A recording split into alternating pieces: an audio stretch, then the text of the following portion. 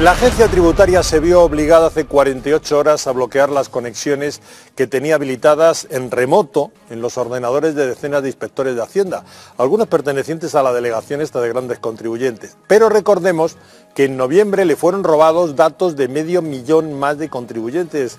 Gabriel Araujo es nuestro forense informático. Saludos, Gabriel, ¿cómo estás? Buenas noches. Hola, buenas noches, encantado. Y yo me preguntaba en los sumarios, ¿esto es debido al teletrabajo? Bueno, recordemos la ley del trabajo a distancia, más conocida como la ley del teletrabajo, precisamente lo que hace es obligar a las empresas a dotar de herramientas de seguridad y de equipos a las empresas privadas, pero no a la administración. Y entonces, efectivamente, sí, porque el propio comunicado de la agencia tributaria, que más bien ha sido muy discreto, ¿no? Hemos sabido a través de estos profesionales de seguridad que efectivamente esta directiva había sido emitida el jueves pasado, en el sentido de no utilizar ningún tipo de credencial de las que se le otorgan a los funcionarios que teletrabajan. Nosotros hemos hecho las averiguaciones pertinentes, Antonio, evidentemente hablando con esos funcionarios de seguridad, y nos dicen que realmente es lamentable el sistema por el cual están obligados los funcionarios a teletrabajar.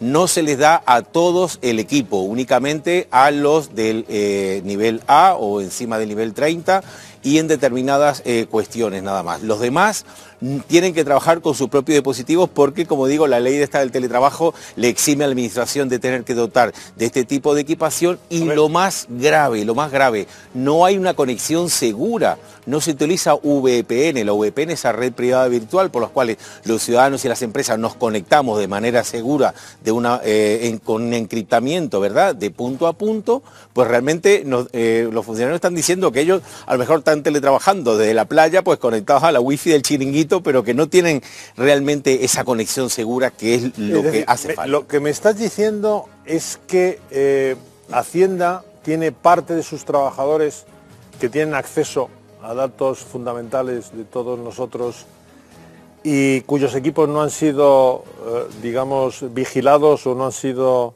examinados. En muchos casos el funcionario tiene que acceder con su propio terminal, es decir, a lo mejor acaba de ver un funcionario una película porno o a lo mejor una peli pirata y a continuación se pone a trabajar con este tema, porque claro, como no les dan equipo a todos, pues es el tema. Pero lo peor es que no lo hacen a través de una conexión segura.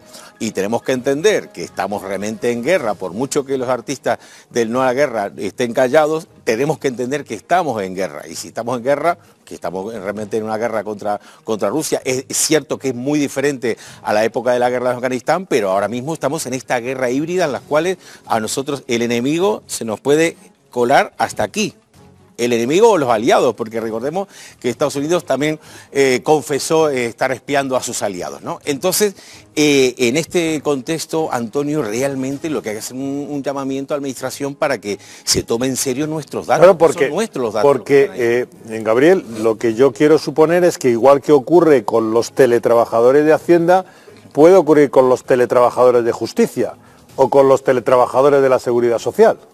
De hecho, Antonio, tenemos cada semana realmente noticias muy desalentadoras con respecto a este tema de brechas de seguridad, continuamente nuestros datos, el hackeo del punto neutro judicial, en noviembre que hablamos en el reportaje también allí, esta brecha, el Ministerio de Asuntos Económicos y Transformación Digital, un funcionario que vio en su pantalla el ratón moviéndose solo cuando fue a tomar café, cuando volvió se estaba moviendo solo el ratón. Es decir, y también la respuesta a estos incidentes de seguridad no es la apropiada. Tienen que informarnos realmente, no dar la callada como por respuesta. Están diciendo en plan bélico, silencio de radio, ¿no? Aquí que nadie diga nada, y realmente precisamente justamente una buena respuesta a estos incidentes es la información, sobre todo para que tanto los ciudadanos como los funcionarios elevemos ese nivel de alerta. Si la administración nos dice, oye, cuidado que tenemos aquí un posible vector de ataque, nosotros vamos a tener mucho más cuidado, evidentemente, a la hora de abrir cualquier enlace. No te vayas, que te voy a preguntar ahora por las máquinas de pagar en las oficinas. ¿Qué te parece, Joan? Es decir, resulta que nos sacan, nada, vayan ustedes a teletrabajar, funcionarios, y luego los equipos no tienen ningún tipo de seguridad, o no se la garantizan.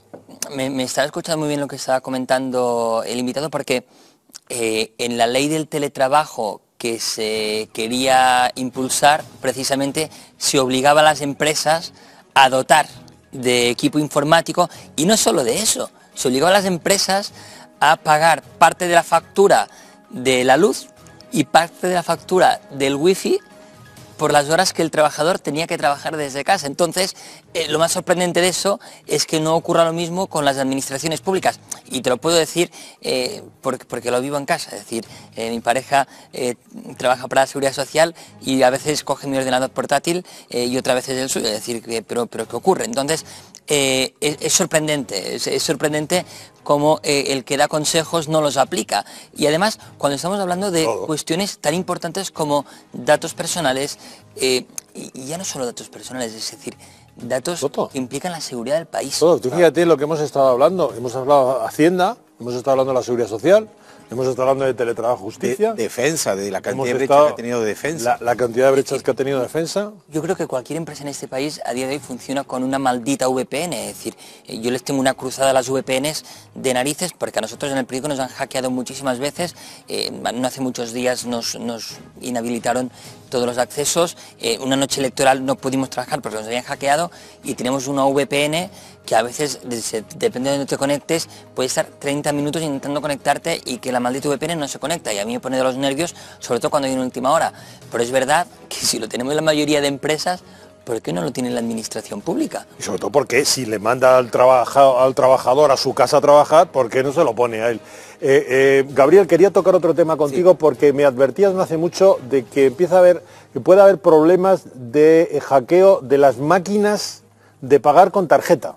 Sí, este es un malware, Pixar se llama, que ya en 2016 en Brasil, fue creado en Brasil, hackeó muchísimos cajeros automáticos. Realmente Kaspersky Labs ahora ha detectado 3 nuevas variantes de este malware, por el cual además desactiva el pago por contactless, o sea que desactiva la parte inalámbrica. Entonces obliga al cliente, al usuario, a introducir la tarjeta. Desactiva en el aparato. Efectivamente. En el aparato que nos cobra, ahí desactiva la parte del contactless y nos obliga a meter la tarjeta. Exacto. ¿Y qué pasa después? Y ahí es cuando, en ese momento, realmente nos roban los datos. Estamos hablando de los datos completos de la tarjeta, tanto el código de verificación, esas 3 cifras, como el nombre completo, la numeración y demás.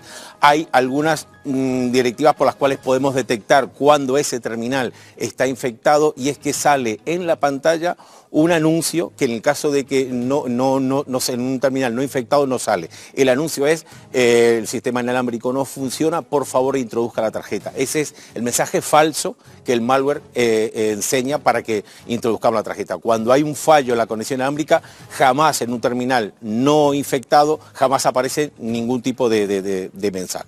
Así que mucha atención, porque allá hay unos casos en Alemania, ha habido ya 3 casos de estafas en Alemania, o sea que ya está en Europa, este malware está en Europa.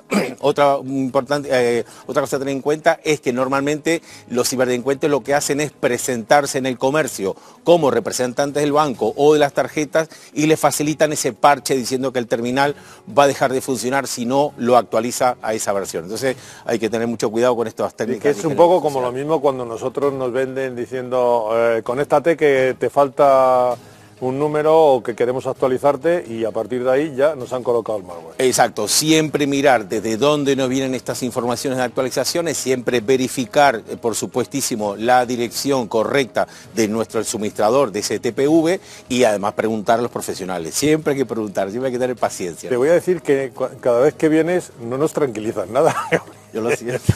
Bueno, es nuestra misión, ¿no? Alertar y concienciar en materia de ciberseguridad, que es tan importante, ¿no? Me gustaría hablar contigo del tema de las redes sociales. Lo hemos hablado alguna vez porque esta semana ha sido noticia el tema de los suicidios de los chavales por redes sociales, y eso es un tema importante. Muchísimo, además están precisamente la parte de sanidad están a tope con este tema. Hablaremos de ello. Gabriel, muchas gracias por haber estado con nosotros. Gracias, encantado. Hasta pronto.